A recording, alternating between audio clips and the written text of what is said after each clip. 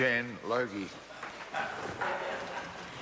I'd like to start my speech today just by questioning the use of urgency in this, for this bill. The first reading of this bill happened 3 days after the bill's introduction in May of last year. And then there was 6 months between the Select Committee report back and the second reading. And now we find ourselves in urgency. It's hard to see actually what the urgency is, and it does seem to be that this is possibly a case more of poor House management than the actual urgency of this bill. For more than a decade, the Green Party has stood in this House and spoken up for a justice system that is consistent with our human rights obligations, based on the best evidence, fair and principled.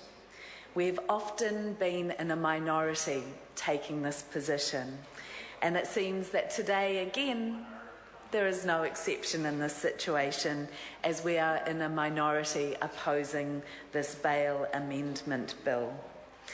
This bill is another dog whistle to the Get Tough On Crime Brigade, who've been feeding the myth that getting tough on crime will make us all safer.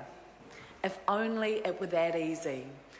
I'd suggest that we probably would have eliminated crime altogether back in the dark ages, but it didn't happen.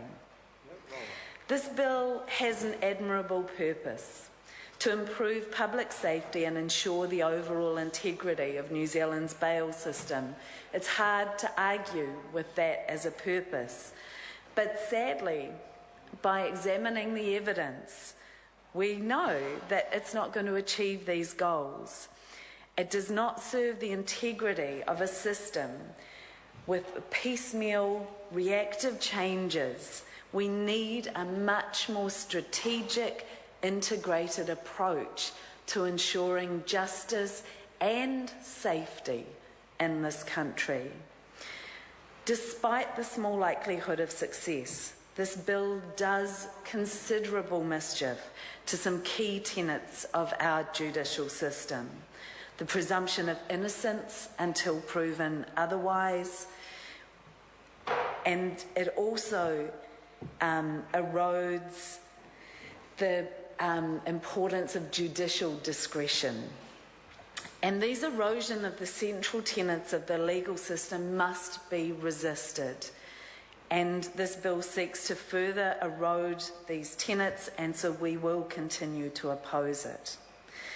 We oppose this bill because it's another ad hoc measure that's not supported by evidence or sound principle. We oppose this bill because it reverses the burden of proof, so that now someone in front of the court with a previous conviction will have to prove to the court that they won't offend while on bail. I ask this House, how do you prove a negative? It is really a very difficult thing, if not impossible. We oppose this bill because it significantly reduces judicial discretion when hearing bail applications, despite the exercise of discretion being a very basic principle of judicial practice.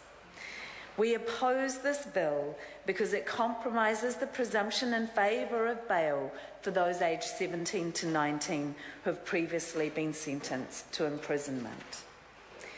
Now, this reverse burden of proof is a breach of the Bill of Rights Act, as this was noted by the Law Society.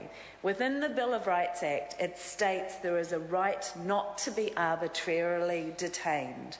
There is a right, when charged with an offence, to be presumed innocent until proven guilty. There is the right, when charged with an offence, to be released on reasonable terms and conditions unless there is a just cause for continued detention. This bill undermines those core rights. It changes the goalposts. And to override the rights, there is the provision in this lawmaking process to override those rights. But there needs to be a strong justification for doing so. And in this case, there isn't. The Human Rights Commission noted in their submission that the case for change for this law effectively relied on a reverse onus, preventing less than one instance of serious violence offending a year.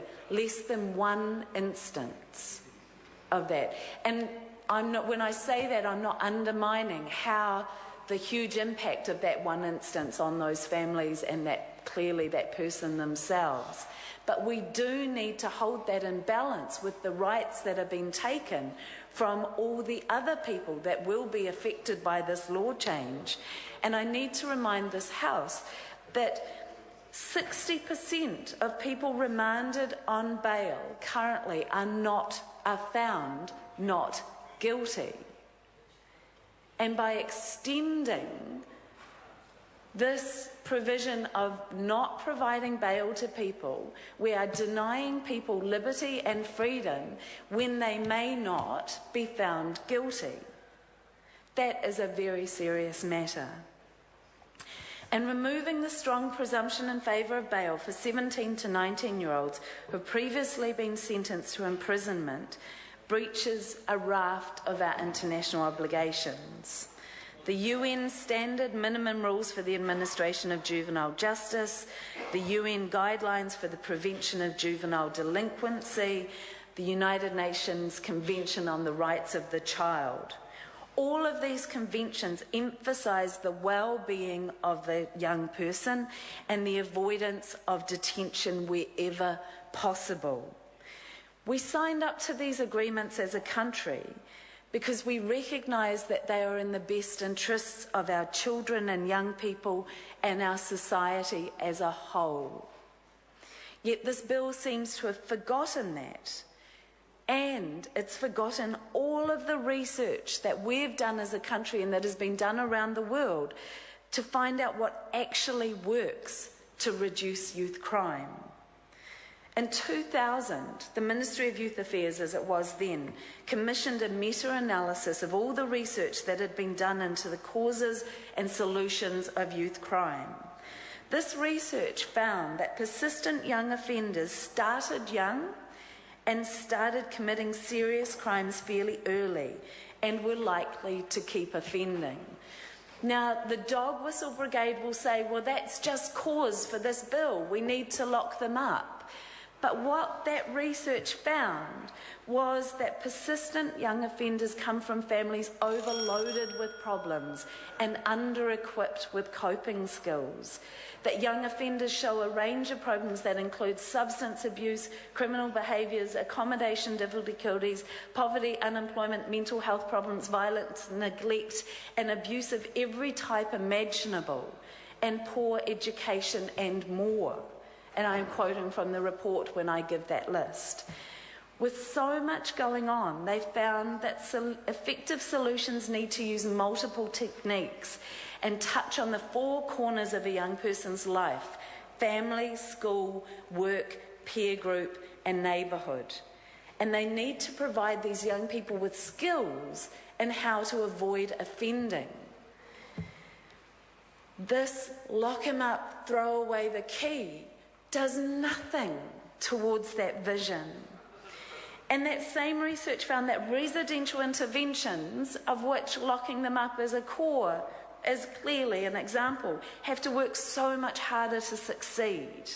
And that getting tough with young offenders almost always fails. The Select Committee has already verified the failure of the prison system to address youth offending when they noted that young defendants who have served a prison sentence offend on bail at a much higher rate than those with no history of offending.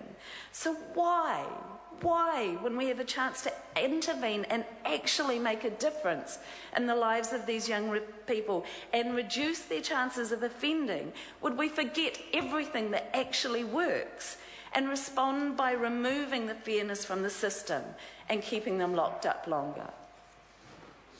Mark Mitchell. the previous speaker said that the government